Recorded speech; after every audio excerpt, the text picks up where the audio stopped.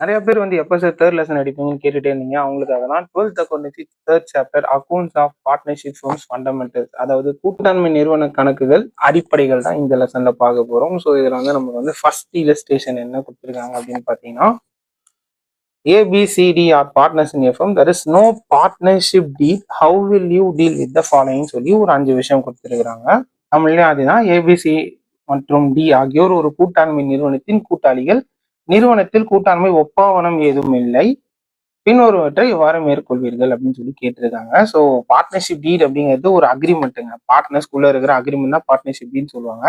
அந்த அக்ரிமெண்ட் இல்லை அப்படின்னா என்ன நடக்கும்னு சொல்லி கேட்டு ஃபர்ஸ்ட் கொஸ்டின் என்ன கேட்டிருக்காங்க பாருங்க. ஏ has contributed maximum capital, he demands interest on capital சொல்லி கேட்டிருக்காங்க. ஸோ 12% வந்து அவர் இன்ட்ரெஸ்ட் ஆன் கேபிட்டல் கேட்கிறாரு. ஏன்னா ஏ தான் அதிகமாக காசு போட்டிருக்காரு. இப்போ நம்ம கிட்ட எந்த ஒரு பார்ட்னர்ஷிப் டீட் அக்ரிமெண்ட் இல்லாததுனால no interest on capital is payable to any partner, therefore A is not entitled. So A தான் வந்து அதிகமாக முதல் போட்டிருக்காரு. அவர் வந்து வட்டி வந்து 12% கேட்கிறாரு. ஸோ இங்க எந்த ஒரு அக்ரிமெண்ட்டும் இல்லை. ஸோ அதனால ஏ வந்து எந்த இன்ட்ரெஸ்ட் ஆன் கேபிட்டலும் வாங்க போறது கிடையாது. அடுத்த கேஸ் பாருங்க. B has withdrawn 1000 per month. Other partners ask B to pay the interest on drawings at 10% per annum, but B does not agree to it. பீன்ற பார்ட்னர் வந்து பாத்தீங்கன்னா மாசம் மாசம் வந்து 1000 ரூபாய் எடுத்திருக்காராம். மிச்சம் இருக்கிறவங்க எல்லாம் பாத்தீங்கன்னா ஒரு எடுத்ததுக்கு 10% வந்து வட்டி கட்டுங்க அப்படின்னு சொல்லி கேட்கிறாங்க. ஆனா பி வந்து கட்ட மாட்டாரு. ஏன்னா இங்கதான் நமக்கு தான் அக்ரிமெண்ட் இல்லைல்ல. ஸோ அதனால no interest is chargeable on drawings made by the partner. Therefore B வந்து எந்த ஒரு இன்ட்ரெஸ்ட் ஆன் டிராயிங்ஸும் எடுத்த காசுக்கு எந்த ஒரு வட்டியும் வந்து கட்ட தேவையில்ல. தமிழ்லயும் வந்து அதே கணக்கு தான். நெக்ஸ்ட் வந்து பாத்தீங்கன்னா loan advance by C to the firm 10,000. C வந்து லோன் கொடுத்துருக்காரு. அவர் வந்து என்ன பண்றாருன்னா 9% வந்து வட்டி கேட்குறாங்க. ஒரே ஒரு விஷயம் மட்டும் ஞாபகம் வச்சுக்கோங்க. இன்ட்ரெஸ்ட் ஆன் லோன் அப்படின்னா மட்டும் 6% ஞாபகம் வச்சுக்கோங்க. அவங்க எவ்வளவு கேட்குறாங்களோ அது வந்து அக்ரிமெண்ட்ல இருந்துச்சுன்னா கொடுக்கலாம். பட் இங்க அக்ரிமெண்ட் இல்லாததுனால அவங்க எவ்வளவு கேட்டாலும் வந்து 6% தான் வந்து கொடுப்பாங்க. நெக்ஸ்ட் விஷயம் என்ன அப்படின்னா, D demand salary at the rate of 5,000 per month as he spends full time for the business. B and C do not agree with this. டிங்கிற பார்ட்னர் வந்துட்டு சேலரி கேட்கிறாரு. 5000 ரூபாய் மாசம் கொடுங்க அப்படின்னு சொல்லிட்டு கேட்கிறாரு. ஸோ மற்ற பார்ட்னர் வந்து பாத்தீங்கன்னா அதுக்கு வந்து ஒத்துக்கல. அதுதான் இங்க சொல்லியிருக்காங்க. எந்த கூட்டாளிக்கும் ஊதியம் வழங்க தேவையில்லை. ஆகையால் டி ஊதியம் பெற தகுதி உடையவர் அல்ல. ஒருவேளை இங்க வந்து பார்ட்னர்ஷிப் டீட் இருந்துச்சு அப்படின்னா நம்ம வந்து டி கேட்கிற சம்பளத்தை வந்து கொடுத்துருக்கலாம். ஸோ இங்க பார்ட்னர்ஷிப் டீட் இல்லாததுனால டி கேட்கிற சம்பளத்தை நம்ம கொடுக்கறது இல்லை. லாஸ்ட் விஷயம் பாத்தீங்கன்னா A demands the profit to share in the capital ratio. A என்ன சொல்றாருன்னா லாபம் வந்துச்சுன்னா வந்து கேபிட்டல் ரேஷியோல யார் எவ்வளவு கேபிட்டல் போட்டாங்களோ அந்த ரேஷியோல பிரிக்கணும்னு சொல்றாரு. பட் பிசிடி வந்து இது வந்து ஒத்து வரல. அதுதான் வந்து பாத்தீங்கன்னா profit should be distributed equally. அவ்வளவுதான். 12th accountancy chapter 3ல இருக்க ரிலேஷன் 2 பத்தி பார்க்கலாம். From the following information prepare capital accounts of the partners of Shanti and Sumati when the capitals are fixed அப்படின்னு கேட்டிருக்காங்க. ஃபிக்ஸட் கேபிட்டல் மெத்தட் அப்படின்னா ஞாபகம் வச்சுக்கோங்க. நம்ம 2 அக்கௌண்ட் ப்ரிப்பேர் பண்ணோம். ஒன்று வந்து பார்த்தீங்கன்னா கேபிட்டல் அக்கௌண்ட், இன்னொன்று வந்து கரண்ட் அக்கௌண்ட். கேபிட்டல் அக்கௌண்ட் பொறுத்த வரைக்கும் இதில் நமக்கு ரெண்டு என்ட்ரி தாங்க வரும். அது என்ன அப்படின்னா ஓப்பனிங் கேபிட்டல், அடிஷனல் கேபிட்டல். மிச்சம் இருக்கிற எல்லா என்ட்ரியுமே நம்ம எங்கே என்டர் பண்ணுவோம்னா கரண்ட் அக்கௌண்ட்ல தான் பண்ணுவோம். ஸ்டார்டிங்லேயே வந்து 2 அக்கௌண்ட் ஓப்பன் பண்ணிட்டோம் அப்படின்னா நமக்கு சம்மம் போடுறது ரொம்ப ஈஸிங்க. ஸோ ஃபர்ஸ்ட் வந்து பார்ட்னர்ஸ் கேபிட்டல் அக்கௌண்ட், பர்டிகுலர்ஸ் 2 பார்ட்னரோட பேர், அப்படியே கொஞ்சம் கீழே கேப் போட்டு கரண்ட் அக்கௌண்ட் 2 பார்ட்னரோட பேர் போட்டு ஓப்பன் பண்ணி ஃபர்ஸ்ட் எடுத்தோன்னே நமக்கு வந்துட்டு ஓப்பனிங் கேபிட்டல் தொடக்கம் முதல் கொடுத்துருக்காங்க. சாந்தி 1 lakh, சுமதி வந்து 80,000 சொல்லியிருக்காங்க. ஸோ நம்ம கேபிட்டல் அக்கௌண்ட்ல கிரெடிட் சைடில் டூ பேலன்ஸ் பார் டவுன் இருப்பு அப்படின்னு சொல்லிட்டு அவங்க பேருக்கு நேராக இந்த அமௌண்ட் வந்து என்டர் பண்றோம். நெக்ஸ்ட் கரண்ட் அக்கௌண்டோட கேபிட்டல் கொடுத்துருக்காங்க. 1st January அன்னைக்கு சாந்தி வந்து 5,000, சுமதி வந்து 3,000 சொல்லியிருக்காங்க. ஸோ நடப்பு கணக்கோட பேலன்ஸை வந்து நம்ம இங்கே நோட் பண்ணிக்கிறோம் பை பேலன்ஸ் பார் டவுன் போட்டு. மூணாவது அடிஷனல் கேபிட்டல் கொடுத்துருக்காங்க. ஸோ ஃபர்ஸ்டே சொன்னா அடிஷனல் கேபிட்டல்ங்கிறது ஓப்பனிங் கேபிட்டல் கூட நம்ம கேபிட்டல் அக்கௌண்ட்ல ஆட் பண்ணுவோம். ஸோ இது வந்து எவ்வளோ கொடுத்துருக்காங்கன்னா சாந்திக்கு வந்து 10,000, சுமதிக்கு வந்து 20,000 கொடுத்துருக்காங்க. ஸோ அடிஷனல் கேபிட்டல் சொல்லிட்டு இதை நம்ம நோட் பண்ணிக்கலாம். நெக்ஸ்ட் வந்து டிராயிங்ஸ் டியூரிங் 2018 சொல்லிட்டு சாந்திக்கு 20,000, சுமதிக்கு 13,000 சொல்லியிருக்காங்க. டிராயிங்ஸ் அப்படிங்கிறது நம்ம பிசினஸ் காசு எடுத்து யூஸ் பண்ணியிருக்கோம். ஸோ அதுதான் இங்கே சுமதியும் சாந்தியும் பண்ணியிருக்காங்க. இது வந்து நமக்கு கரண்ட் அக்கௌண்ட்ல டெபிட் சைட்ல வரும். டிராயிங்ஸை தொடர்ந்து அடுத்து என்ன இருக்குன்னா இன்ட்ரெஸ்ட் ஆன் டிராயிங்ஸ் இருக்கு. எடுப்புகள் மீது வட்டி 500 ரூபாய் 300 ரூபாய் சொல்லியிருக்காங்க. இப்போ அவங்க வந்து காசு எடுத்தாங்க இல்லையா, அதுக்கு வந்து திரும்ப பிசினஸ் உள்ள எடுத்துட்டு வரும்போது வட்டி கட்டணும்னு சொல்லியிருக்காங்க. இதுவுமே வந்து நமக்கு கரண்ட் அக்கௌண்ட்ல டெபிட் சைட்ல வரும். நெக்ஸ்ட் ஐட்டம் என்ன சொல்லியிருக்காங்கன்னா ஷேர் ஆஃப் ப்ராஃபிட் ஃபார் 2018 லாப பங்கு சாந்திக்கு 10,000 ரூபாய், சுமதிக்கு 8,000 ரூபாய் வந்திருக்கு. ஸோ இது வந்து நமக்கு கரண்ட் அக்கௌண்ட்ல கிரெடிட் சைட்ல வரும்.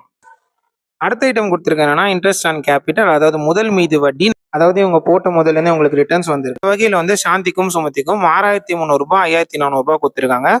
இதை வந்து நம்ம கரண்ட் அக்கௌண்ட்டோட கிரெடிட் சைடில் என்டர் பண்ணுறோம். Next item salary. சாந்திக்கு 9000 சொல்லியிருக்காங்க. ஊதியம் வந்து சுமதிக்கு எதுவும் சொல்லலை. ஸோ அதனால் நம்ம வந்து சாந்திக்கு மட்டும் 9000 என்டர் பண்ணுறோம். அதே மாதிரி நெக்ஸ்ட் வந்துட்டு லாஸ்ட்டாக கமிஷன் சொல்லியிருக்காங்க. சாந்திக்கு எதுவும் இல்லை, சுமதிக்கு 1200 சொல்லியிருக்காங்க. ஸோ பை கமிஷன் சொல்லிட்டு நம்ம சுமதிக்கு மட்டும் 1200 என்டர் பண்ணுறோம். அவ்வளோதான் சம்மோட கிளைமேக்ஸ் பாட்டுக்கு வந்துட்டோம். ஸோ சாந்தியோட இப்போ capital amount opening plus additional சேர்த்து 1,10,000 இருக்குது. சுமதிக்கு வந்து 80 + 20 சேர்த்து 1,00,000 இருக்குது. இதே நம்ம பேலன்ஸ் கேரி டவுன் சொல்லிட்டு டெபிட் சைடில் நோட் பண்ணுறோம். சேம் அமௌண்ட்டை பேலன்ஸ் பாட்டோன்னு சொல்லிட்டு நெக்ஸ்ட் மந்த் எழுதிட்டு கிரெடிட் சைடில் நோட் பண்ணுறோம். நெக்ஸ்ட் வந்துட்டு கரண்ட் அக்கௌண்ட் பார்க்க போகிறோம்.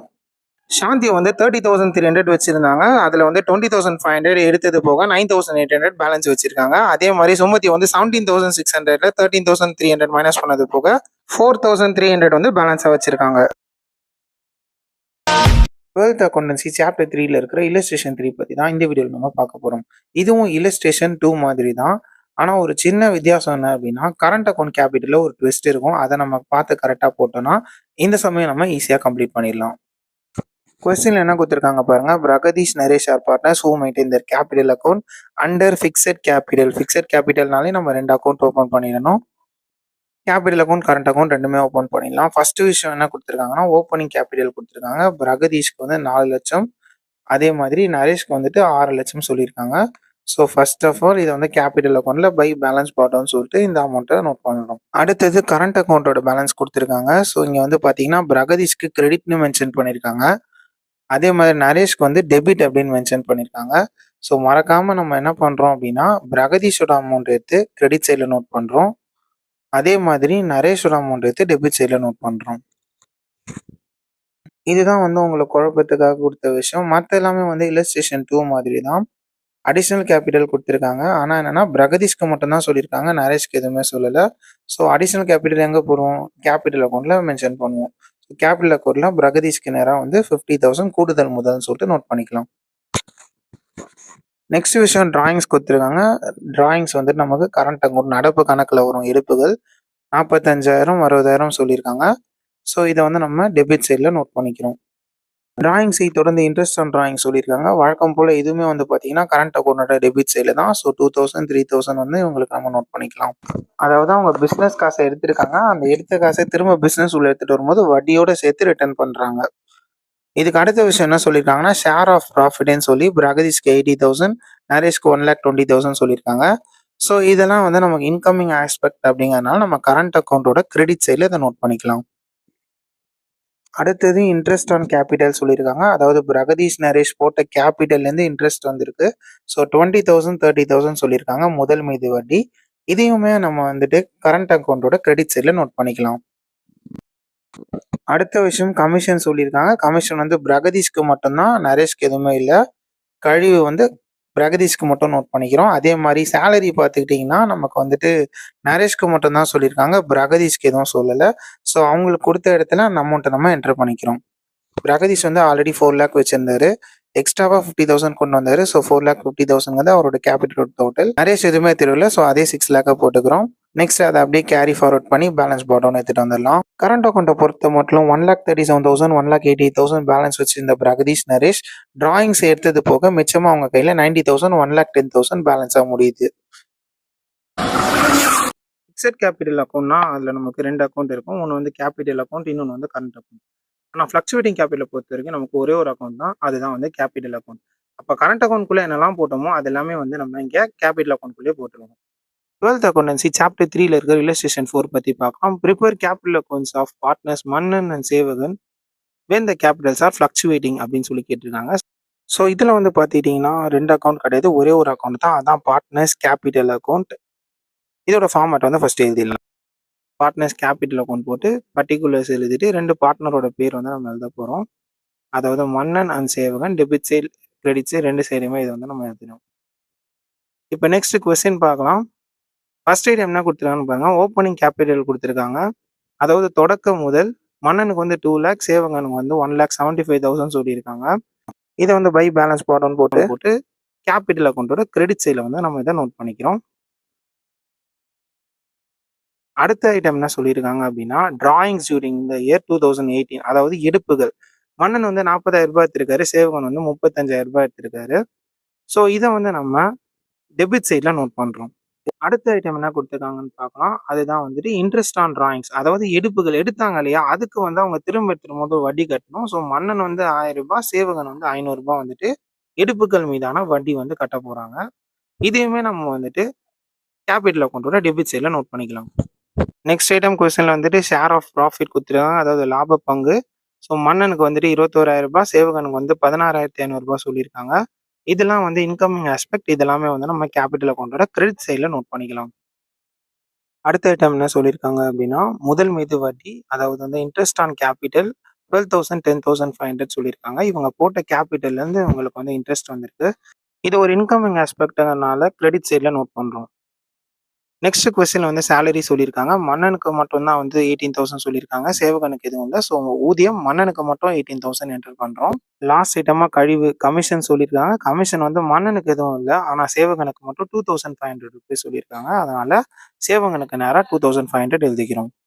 நம்மளோட கிளைமாக்ஸ் பார்ட்டுக்கு வந்துட்டோம். ஸோ மன்னனோட கிரெடிட் சைட் டோட்டல் வந்து பார்த்தீங்கன்னா 2,51,000 இருக்கு. அதில அவர் எடுத்த காசு 41,000 போக பேலன்ஸ் வந்து 2,10,000 நிக்குது.